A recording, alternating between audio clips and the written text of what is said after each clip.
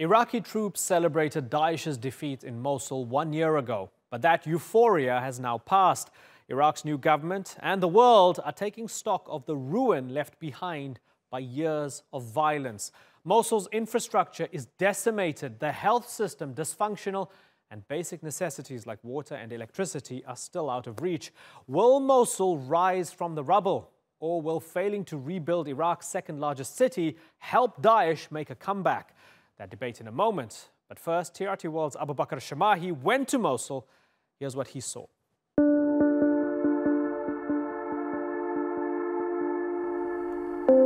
This city saw the rise of Daesh.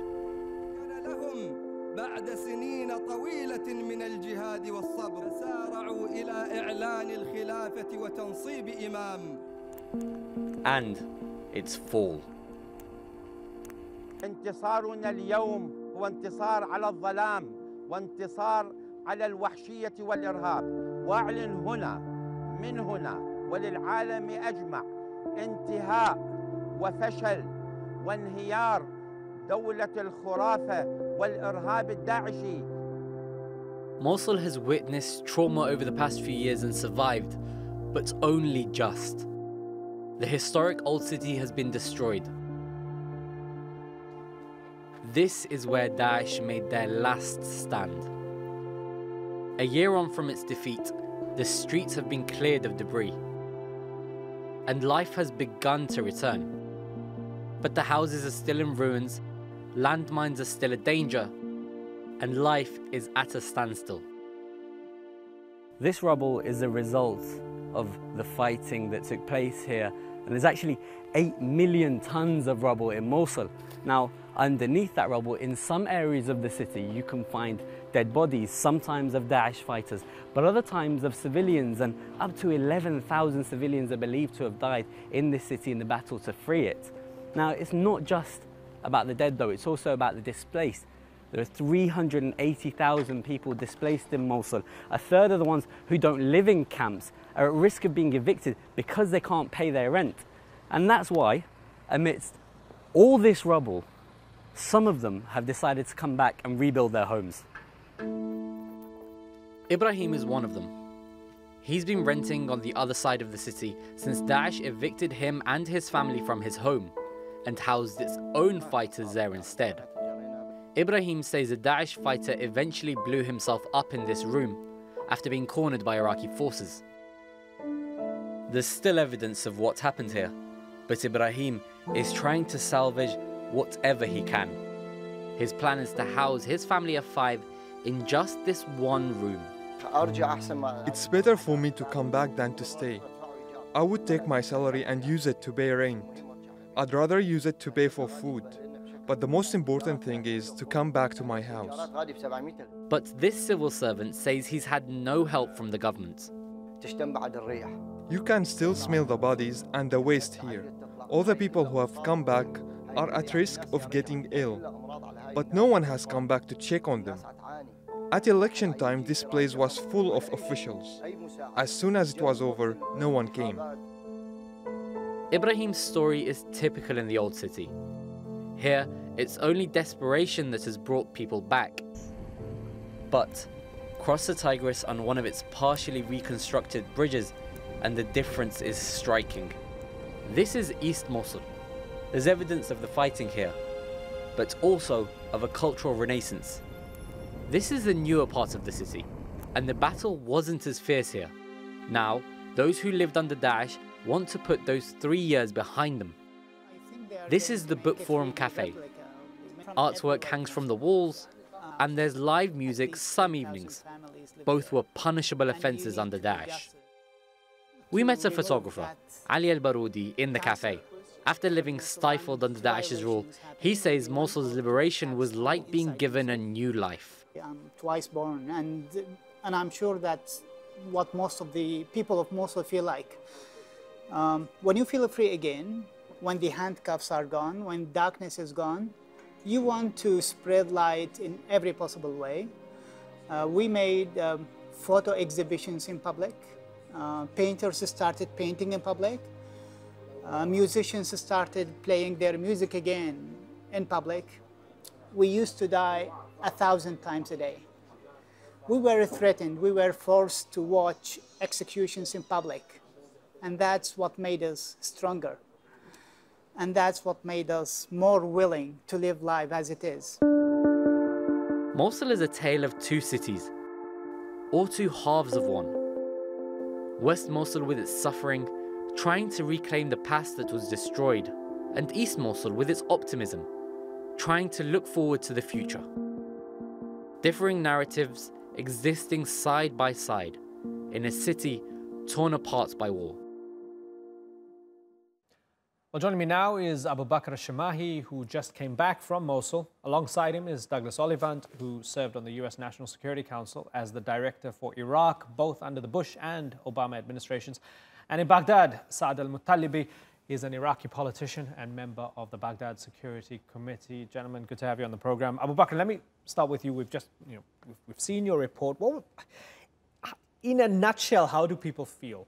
Are they scared, worried, afraid of what comes next? Well, it depends on what side of the city you're in, because I wouldn't say that anyone's scared per se, but people are worried about the future, especially if they are from that old city of Mosul, in West Mosul itself, some of the worst affected areas. So people are desperate to return home. And then on the other side, you've got people in East Mosul where things weren't as bad, and they are more looking towards the future in a positive way. They are seeing that the worst is behind them, that Daesh is behind them, and that surely nothing in the future could be as bad as Daesh. But like I say, it really does depend on what side of the river you are. Fundamentally, do things feel unresolved Yes. after going there as a journalist and getting a sense of it? Yes, definitely in the old city, because for a resolution, people need to be back in that old city. They need to be back in their houses. There needs to be some sort of restoration. What we were hearing from a lot of those people in the old city was that there's been nothing in terms of renovation, nothing in terms of restoration. That officials came in for the elections, but then that was basically it. They haven't really had any help from any government or state organizations. And so, yes, in that sense, most definitely, it's unresolved. Right. Saad Al-Muttalibi, 9 of the city's 13 hospitals are damaged, very few hospital beds. As Abubakr has been saying, people feel they're not getting the government support that they should be getting. 1 year on, yes, Daesh has been defeated. That's fantastic. But has the government failed those people a year on? Thank you. I must agree completely with Mr. Abubakr for his views on his live observation of events in Mosul on the east and the west side. It's absolutely horrendous what's happened there in the past, and the problem with that is that there is no light in the end of the tunnel for many people, in particular for the worst hit side of the old city, where people, I mean, I still hear until now sometimes bodies are recovered and houses are booby-trapped, and still ordnance and explosives are still in that area. Yes, I think the government were hoping for an international relief and cooperation and help in the issue of Mosul. The Iraqi army did their best to clear the city of ISIS, but the building of the city requires billions of dollars, where in Iraq there is no such money at the moment. Right. And there was a conference in Kuwait, in particular for that particular reason, for donations to the rebuilding of Mosul and to overcome the effects of ISIS. Okay, so unfortunately, we didn't see any money coming in. Certainly, let me ask Douglas Ollivant about that. So $569 million was requested, only 28% of that was received. Is that where the blame should lie? That 1 year on, those countries that wanted to help Iraq rebuild Mosul, the capital of the caliphate, they just didn't step up? I think there's some truth to that. On the other hand, the neighbors are, they have their own priorities. So, and money is always in demand for all kinds of projects in all these countries, and spending on a foreign project is always controversial to your population. But there's two things we need to be looking at here. One is the physical infrastructure. You know, there are millions of tons of rubble with the booby traps that were just mentioned, with year-old bodies still hidden underneath them that needs to be removed before you even can think about actually starting to rebuild. So the physical challenge is rather huge. And we have to remember, we've not seen combat like this since Stalingrad, Berlin. Those cities didn't look very good a year later either. So I think we need to look at the historical scale of this problem, look at similar problems, and realize this is not something that's going to get fixed in a year. But second is the social infrastructure of Mosul and the surrounding areas. I think you have two intertwined problems. One is just how much Daesh disrupted the very delicate mosaic of all these interconnected populations. One example I saw when I was there in August, you have the Christian villages, and the Shabak minority had been displaced by Daesh from their farmlands and essentially fled to the Christian areas, and the Christians felt threatened by that. So these movements. And then you have just the issues of Daesh in particular, and the Daesh families. You know, if you're a Yazidi whose daughters were kidnapped, presumably raped and sold into slavery, do you want to live next to the brother or the father of the Sunni Arab who was responsible for that, even if he's personally innocent? It will take a long time for those types of extended family issues, let alone Daesh wives, Daesh children, a lot of social issues to be untangled. Yeah, that's really interesting. So, Abubakr, is there a lot of kind of guilt by association going on right now? Are people second-guessing each other? Like, you might have supported Daesh, or I suspect that you supported Daesh, or you're related to somebody who was Daesh, so maybe you're not welcome here. And issues of revenge within what Doug calls that very delicate mosaic in Mosul. Well, again, I think it does depend on where you go. Some of the people that we did speak to in the east of the city were, I was asking them about what it was like living under Daesh. Did Daesh have an effect in terms of changing people? Has the psychology of the city changed? Have the people changed? But the people I spoke to were a bit more optimistic, perhaps trying to focus on issues like a cultural renaissance, things becoming more open, people changing for the better, that people have rejected Daesh ideology. But naturally, I think, as you said, people are going to be worried, considering that this was a 3-year period where untold damage occurred to the city. Really, these people saw horrors. And I think it's going to be very hard for them to simply overcome that and forget about perhaps those people who may have participated or who knew people who participated in that horror.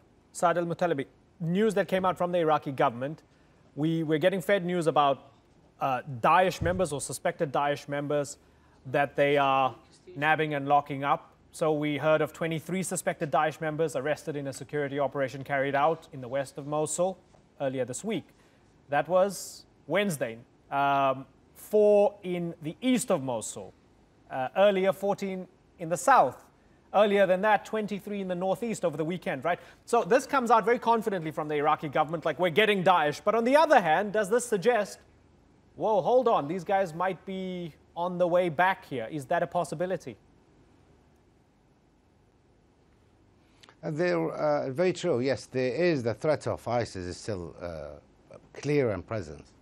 And I do believe that ISIS are trying in different ways to reorganize themselves and make presence their existence, and trying to regroup and try to maybe take areas. But that is very difficult for them at the moment. It's true, they exist, but the armed forces are doing a wonderful job in rounding them up. I do believe the problem will, the social problem, the cultural problem will probably be reduced if work starts. If people are engaged in business and engaged in rebuilding the city, I do believe that all different aspects of the Mosul society, Shiite, Kurds, Sunnis, Arabs, Christians, Shabak, Yazidis, they will all get together if there is a cause or a reason for them to look for a brighter future. And that can only be achieved by creating job opportunities and restarting the rebuilding. If we remain as we are, we have to remember ISIS partially, few hundreds were foreigners, but the main bulk, the 13,000 ISIS fighters, they were local Iraqi Sunnis, Arabs.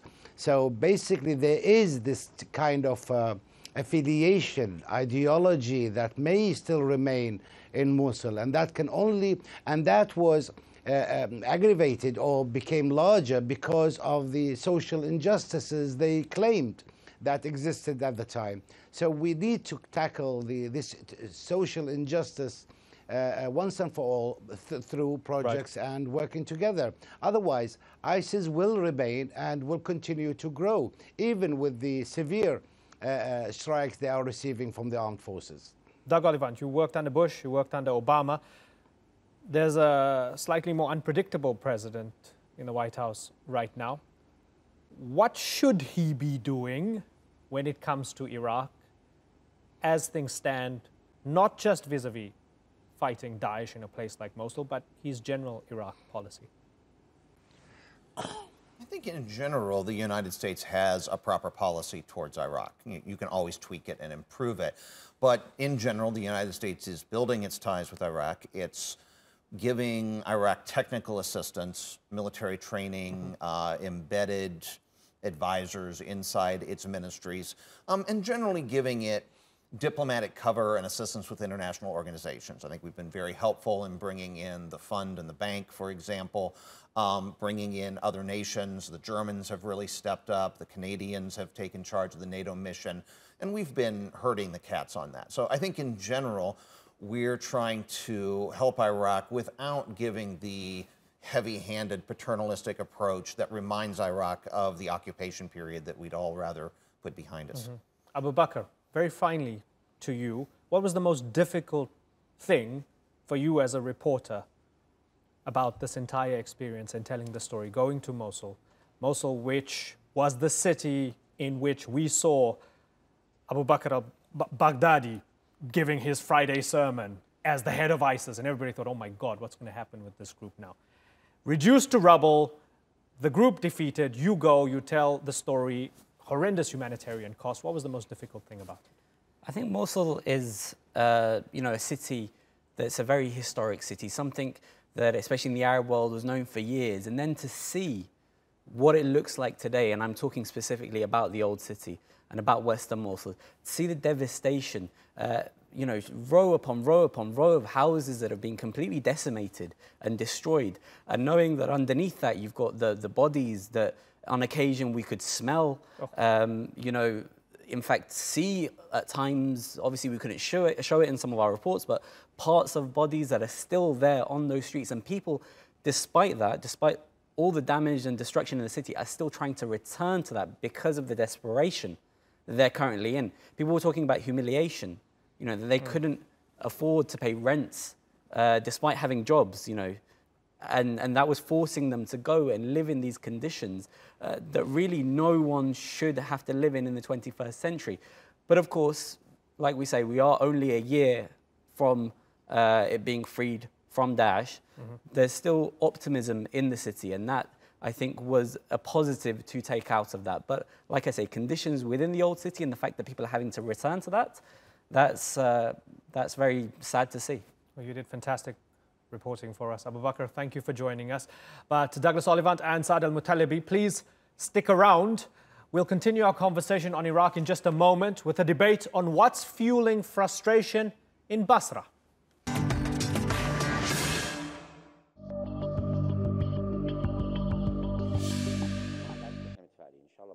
We are optimistic that the situation will be stabilized and we will cooperate with the protesters. We do not fear demonstrations, but violent acts, violent actions, and the acts of aggression and setting fire to institutions.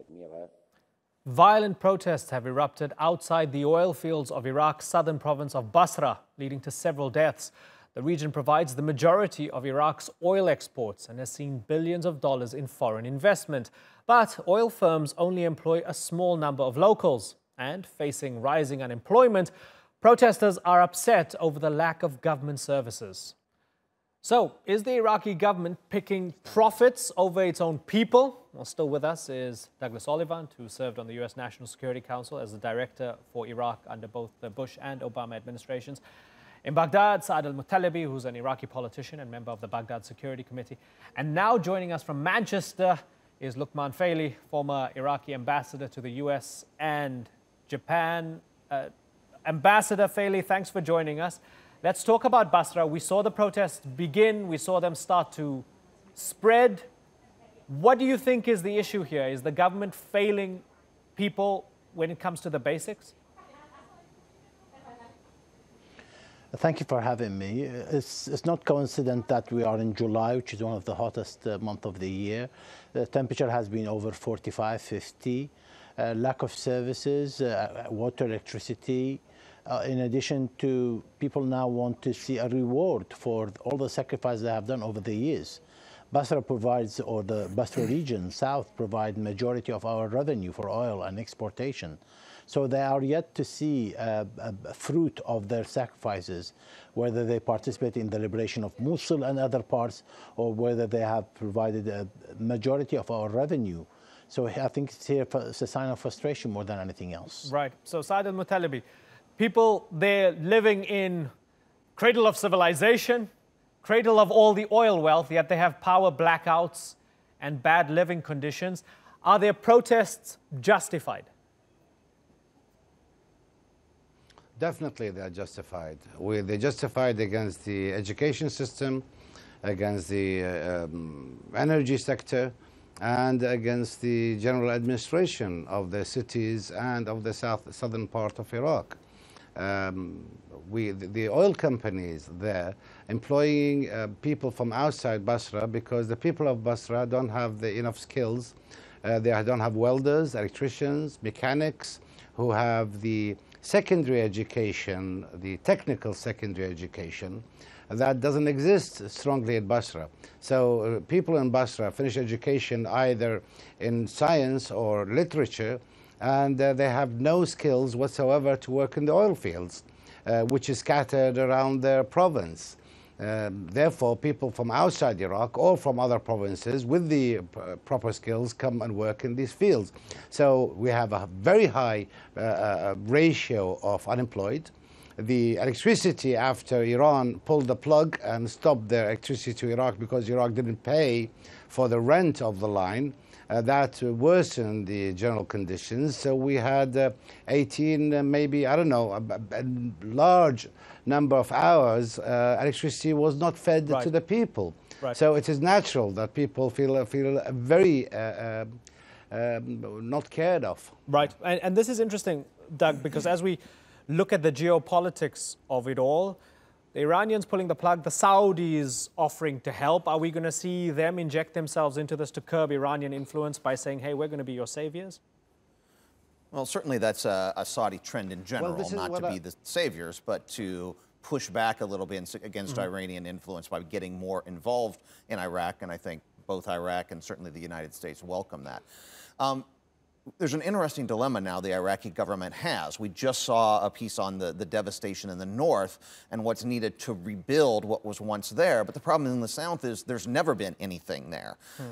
They don't have grand houses. They don't have the infrastructure. They don't have power. They don't have good water. That stuff has never existed in the south because that wasn't a priority of the last regime. And then of course, there's been difficulties. We know with low oil prices and the fight against Daesh, the Iraqi government has been essentially broke for the last 3 or 4 years and unable to invest in the type of projects that would improve these people's lives. Now, because of high oil prices, the government actually has a little money, but there's no government. They just had an election, a government is not formed, and so Iraqi politics is kind of frozen. No one can commit long-term monies to new projects. So while I think there's relief coming, it's not coming in time for these protesters. And Douglas, is it going to get bigger?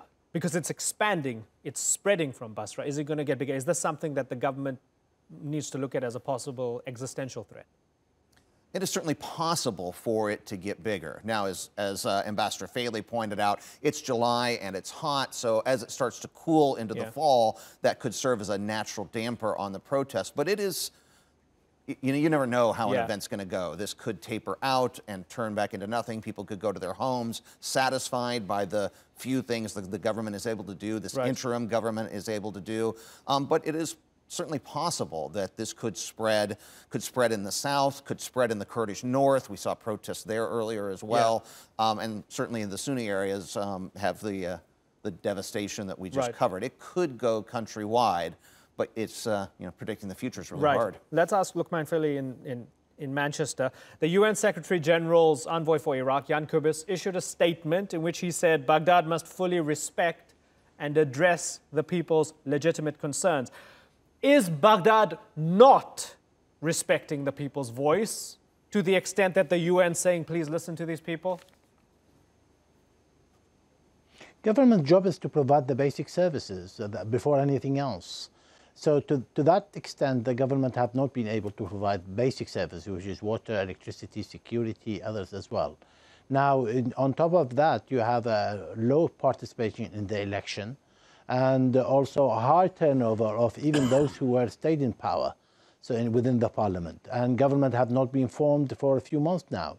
So these are all elements which feeds into an issue of frustration of the youth. Let us not forget it's a high population percentage where there are youth under the age of 35. So these are all accumulate. The government of Iraq is since 2003. It's not just one government. The system has been there. It's not delivering. So to that extent, the frustration.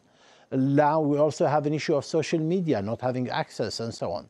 That's also added to the fire of fuel to the fire. So to me, yes, it's a basic question of government not doing their basic job. Unless they do that, then they cannot address all the legacy issues and all the other infrastructure issues. They need to reflect that they are listening. And until they do that, then I'm afraid that people will be frustrated. Even if they go back home to their homes, that doesn't mean that they are satisfied. As soon as another trigger comes out, whatever it is, then you may have another. So to me, although ISIS is no longer there, it doesn't mean that a threat to the national security has gone. I think it's still there. Saad Al-Muttalibi, it's a dirty term these days, but are we possibly seeing the potential for Arab Spring style protests spreading across Iraq over the very basics? It usually, if we talk about that, it would require politicians to fuel the fire.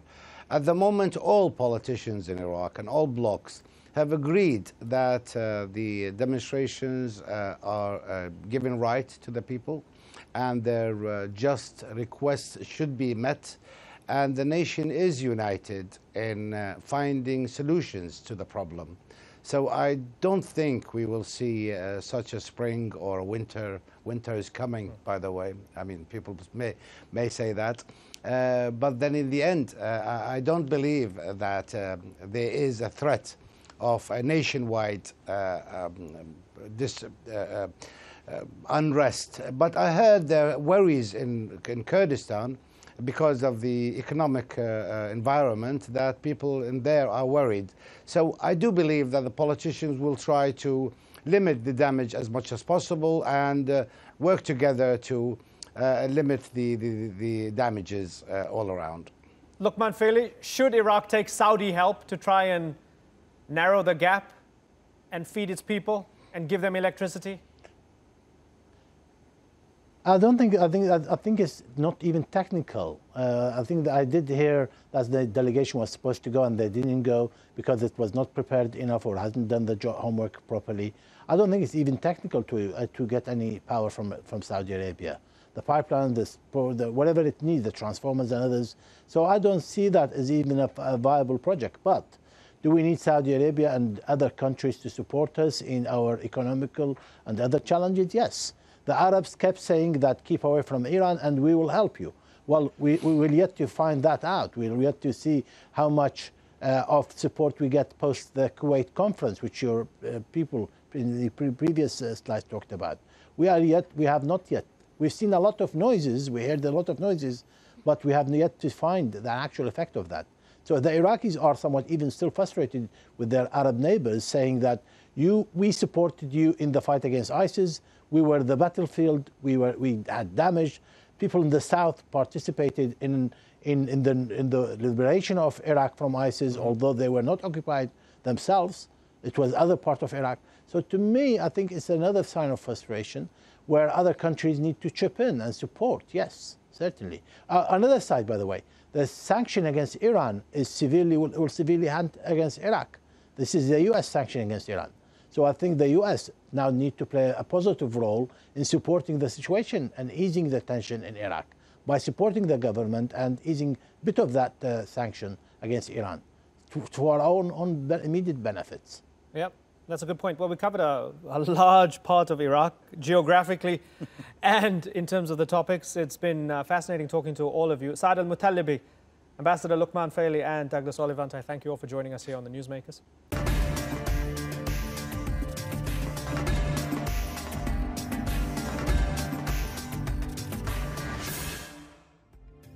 And that's all for this edition of The Newsmakers with me, Imran Garda. You can check out more of our stories on YouTube, Facebook and Twitter. Remember to like, follow and subscribe. Until next time, thank you for watching. Bye-bye.